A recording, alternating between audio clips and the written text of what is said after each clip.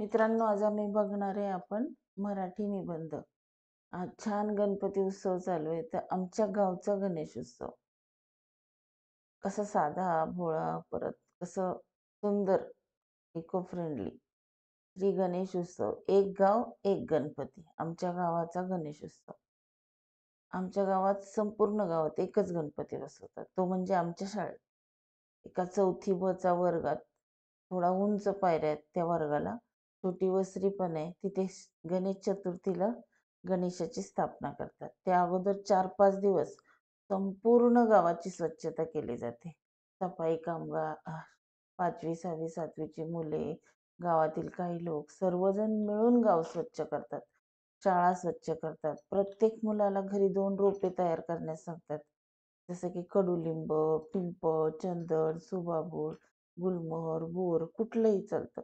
ज्या ज्या मुलांना मूर्ती बनवता येते त्यांना शाडूची मूर्ती बनवायला सांगतात. घोटीव पेपरचा पताका, माळा शाळेतच मुले तयार करतात.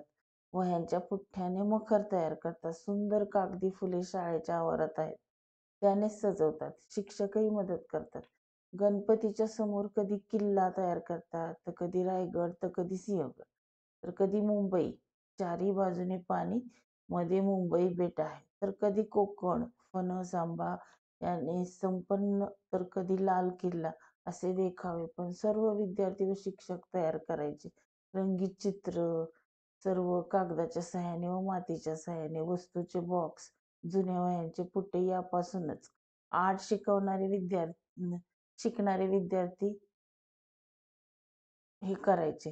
कोणी सनई आणायचं, तर कोणी दिवा, ताट, तर कोणी घंटी, तर कोणी तेलाची भांडी घेऊन येतात. ज्या मुलांच्या घरी शेतात फुले असतात ती मुले घेऊन येतात फुले हार तयार करायला. त्याचेच हार तयार करतात. गणेश चतुर्थीच्या दिवशी गणेशाची मूर्ती लेझीम खेळत वाजत गाजत आणतात. गणपतीची प्राणप्रतिष्ठा होते. अखंड दिवा समय सगळीकडे फुले, अगरबत्ती या चा सुगंध पसरतो. घंटानाद करीत आरती होते. जय देव जय देव जय मंगलमूर्ती, दर्शन मात्रे मन कामना पूर्ती. सर्वांना प्रसाद देतात. गावातील सर्व लोक रोज आरतीला सकाळी संध्याकाळी येतात. फुले, प्रसाद आणतात. कुठलीही वर्गणी नाही, पैशाची उधळपट्टी नाही, लाइटिंग नाही. सर्व काही इको फ्रेंडली. कुठेही थर्माकोल नाही किंवा ज्याचा पर्यावरणाला त्रास होईल असं काहीही नाही. ध्वनी प्रदूषण नाही. सगळीकडे फक्त आनंद. हे 15 दिवस म्हणजे सौजन्य पंधरवडा. म्हणजे कोणी अपशब्द बोलायचे नाही. सगळीकडे नीट रांगेत जायचे. जसे की बसची रांग, दूध डेअरीमध्ये रांग, राशनच्या दुकानाबाहेर रांग, तिकिटासाठी रांग. कोणीही 15 दिवस भांडायचे नाही. मांस मच्छी खायची नाही. कुठल्याही प्रकारचं व्यसन करायचं नाही. जे कोणी करत असतील त्यांच्यासाठी खास हा सौजन्य पंधरवडा. गण ग गणपतीच्या पहिल्या दिवशी वृक्षारोपण होते. मुलांनी जी रोपे तयार केलेली असतात, मुले ती रोपे शाळेत घेऊन येतात व गायरान किंवा बांधावर वृक्षारोपण करतात. दुसऱ्या दिवशी वक्तृत्व स्पर्धा असते. तिसऱ्या दिवशी मुलांचे खेळ. चौथ्या दिवशी रात्री मुलांचे कार्यक्रम, जसे नाटिका, एकांकिका असे कार्यक्रम, प्रवचन असते. एक दिवस कबड्डीचे सामने होतात. एक दिवस भजन असते. दिवस कसे जातात कळत नाही. संपूर्ण गावात आनंद असतो. गणपती समोर एक दानपेटी ठेवतात. इच्छेनुसार पैसे टाका.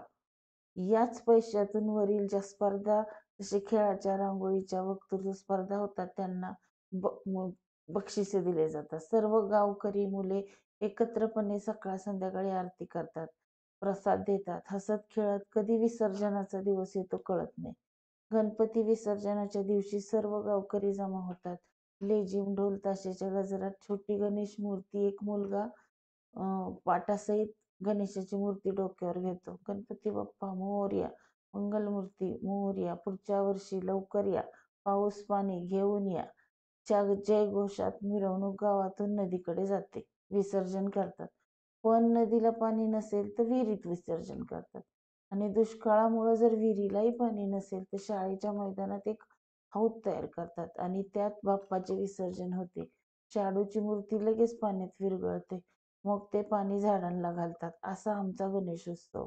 एक गाव एक गणपती, निर्मळ आनंद सुखाची प्रचिती. असंच गणेशोत्सव असायला हवा. बरोबर? एकदम निर्मळ, एकच, कसलाही त्रास नाही, काही नाही. थँक्यू. तुम्ही लाईक करा, सबस्क्राईब करा, शेअर करा. Hindi AB Marathi Hindi teacher channel जरूर लाईक, शेअर आणि सबस्क्राईब करा. थँक्यू.